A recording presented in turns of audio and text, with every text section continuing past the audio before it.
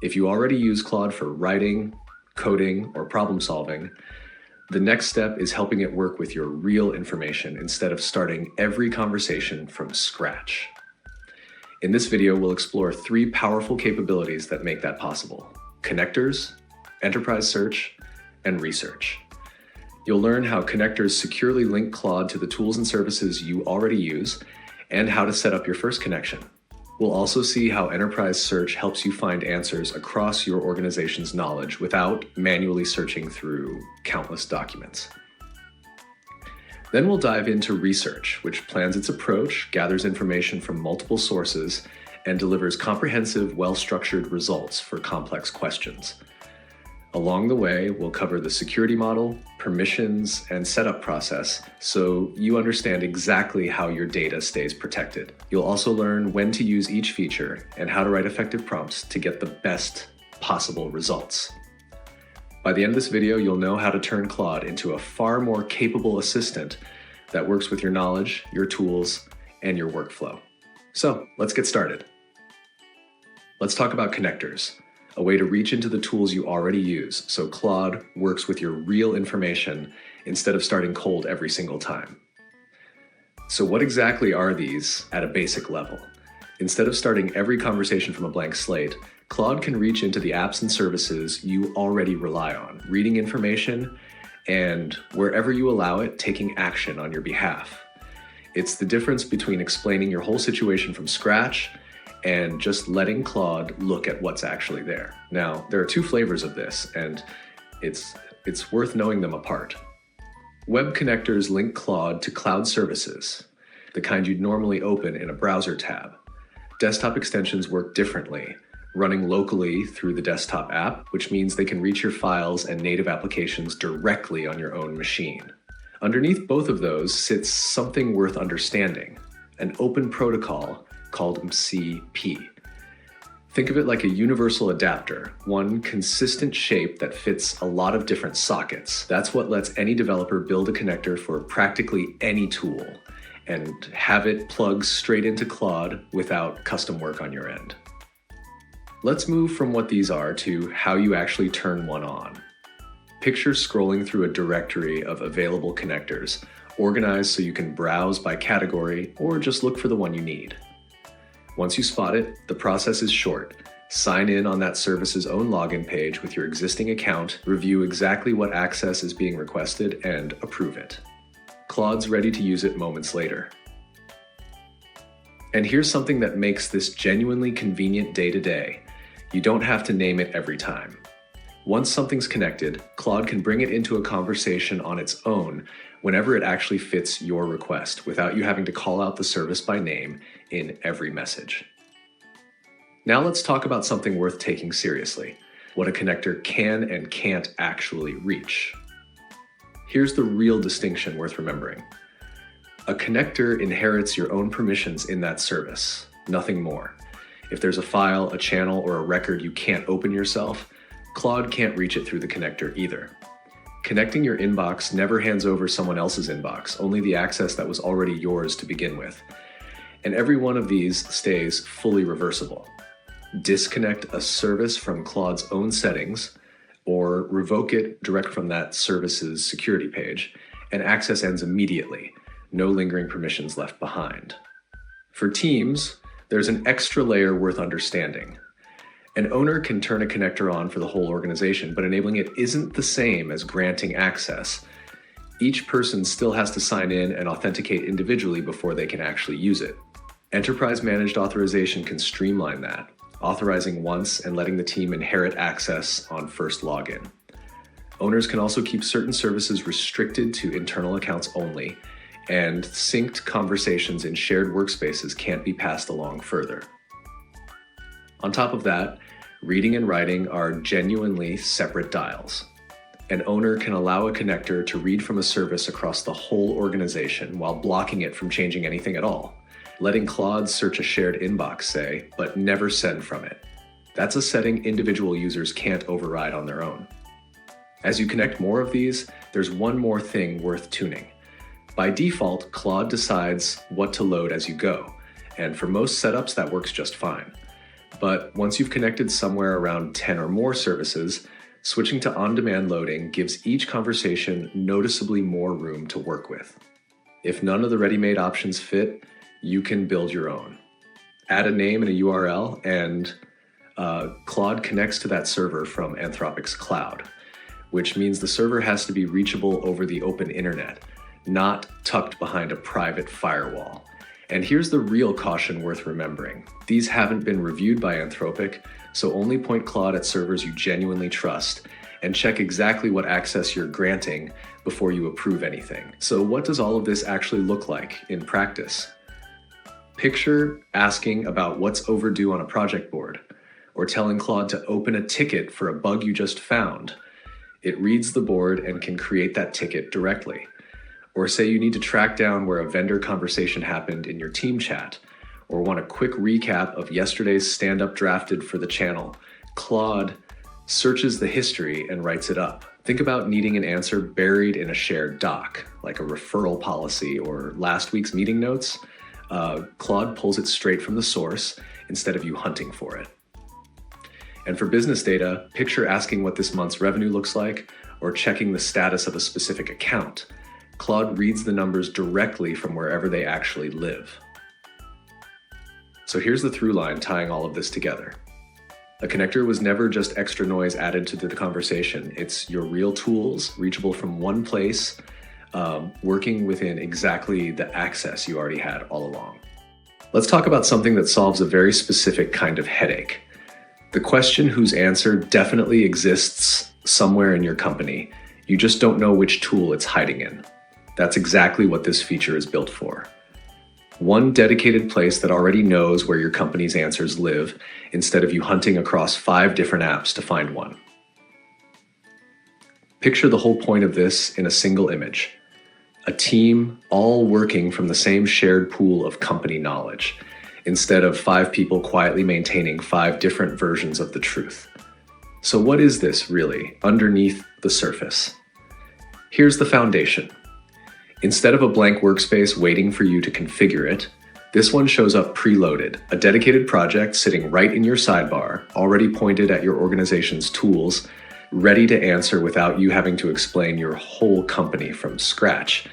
And here's something that quietly does a lot of the heavy lifting. The instructions steering these searches aren't something you write yourself. They're maintained and refined specifically for pulling accurate, well-organized answers out of scattered, messy company data, tuned by the people who built the model in the first place. Here's what that actually looks like when data lives in different places. Say your answer is scattered, half in a chat thread, half in a shared doc, half sitting in someone's inbox. Instead of hunting through each one separately, a single question reaches all of them together and hands back one answer that's already been synthesized for you. Now let's talk about how you actually get this running, because it only takes 2 people and 2 short steps. Here's the first step, and it's refreshingly not a blank form. Nobody's handed an empty settings page and told to figure it out. A short guided flow walks through exactly which tools to connect first, so the very first real question already has something to search against. From the admin side, it's just as quick. One owner picks a connector for documents, a connector for chat, adds email if they want to, names the project, and finishes setup. Say your company's called Nimbus. The sidebar simply reads Ask Nimbus from that point forward, and it's live for the whole organization at once. And on the user side, it's even simpler. Everyone else just signs in. Once it's turned on, the project shows up starred in your own sidebar. Sign into whichever services you personally want searched, and the more of them you connect, the more complete your answers become. Now, let's get into what you can actually ask it, because the good questions here are the ones that would normally take a few messages to a few different people. Picture typing something as ordinary as, catch me up on what happened while I was out sick. No file names, no tool names, just the question, phrased exactly like you'd ask a coworker, and it goes and finds the pieces on its own. There are really 5 kinds of questions worth trying here. Catching up fast after time away. Policy and process questions you'd normally message HR about. Research that spans a few different sources. onboarding questions a new hire would otherwise have to ask 5 different people, and tracking the state of an ongoing project. Let's make a couple of these concrete. Think about asking, "What happened while I was out?" or "Summarize last week's marketing retro." A whole week compressed into one readable answer instead of scrolling through days of messages yourself. Or think about the questions you'd normally send straight to HR. What's our parental leave policy? Or how do I file a travel reimbursement? The kind of thing that used to mean waiting on someone else's reply. And for anyone new on the team, picture asking, "What does the design team use for handoff?" Or "Who should I talk to about the billing system?" Questions that used to mean tracking down 4 or 5 different people just to get oriented. Now, how does this actually compare to building a project yourself? Here's the real distinction worth remembering. A regular project waits for you to write its instructions and connect its tools by hand. This one arrives already configured, provisioned for the whole organization, tuned on the back end, and improving on its own over time instead of sitting static until someone gets around to editing it. And it's worth separating this from deeper research tools too. Those are built for sprawling, multi-step investigations that genuinely take time to work through. This is the opposite, built for fast, everyday answers pulled straight from sources you've already connected. Reach for deep research when the question is genuinely complex. Reach for this one when you just need an answer that already exists somewhere, and you'd rather not go dig for it yourself. Let's talk safety for a second, because that's usually the first question people have. Nothing about this expands what you're able to see. It only ever surfaces what you already had permission to open in the original tool. Nothing borrowed from someone else's account, nothing extra unlocked just because the question came through here instead. And here's the deeper reassurance. Every search happens live against the connected tool itself. Nothing from those services gets copied into a separate index somewhere for storage. Your conversations here stay exactly as private as any other chat, unless you choose to share one yourself. A few habits make the answers sharper. Name the actual source when you know it, not just the general topic. Add a date range whenever you can. Combine sources in one question when the answer genuinely cuts across more than one of them. And if a question feels sprawling, split it into smaller pieces instead of asking for everything at once. Because at the end of the day, this was never built for the rare, dramatic investigation. It's built for the ordinary question you'd otherwise ask 3 different people to answer, and that's exactly the gap it fills. So here's the through line tying all of this together. This was never just another project sitting in your sidebar. It's your organization's knowledge, already reachable, waiting behind one honest question instead of 5 separate searches. Let's talk about what happens when a single answer just isn't enough. One question investigated from every angle, sources gathered, cross-checked, and turned into an answer you can actually verify. That's the whole idea behind this feature, and it's worth understanding what makes it different from a regular search. So what is this really underneath the surface? Turn this on and Claude stops giving you one answer pulled from one lookup. It goes exploring instead, pulling threads, checking different angles, and working through open questions on its own before it ever writes a single word back to you. And here's what that actually looks like once it gets moving. Sometimes across hundreds of sources at once, all pulled together into a single, coherent report, instead of leaving you with a stack of open browser tabs to sort through yourself. Let's walk through how this actually happens, because it's really 4 moves, one after another. The first move might be the most important one, and it happens before anything else. It thinks before it searches, breaking your request apart, figuring out what actually needs finding, and deciding which angles matter before a single query goes out. A plan first, then the searching, not the other way around. That ordering is exactly what separates this from just running a fast search and hoping for the best. From there, one search leads to the next. Instead of firing off a single query, Claude runs many, each one shaped by what the last one turned up, chasing promising leads and circling back to fill in whatever gaps are left. Once the gathering's done, everything gets pulled into one report. It compiles what it found from the open web and anything you've connected, like your email or calendar, into something organized and readable instead of handing you scattered notes to piece together yourself. And here's the part that makes the whole thing trustworthy. Every claim linked back. Nothing shows up unsourced. Each finding ties straight back to where it came from. So checking it or digging deeper yourself takes one click, not another search.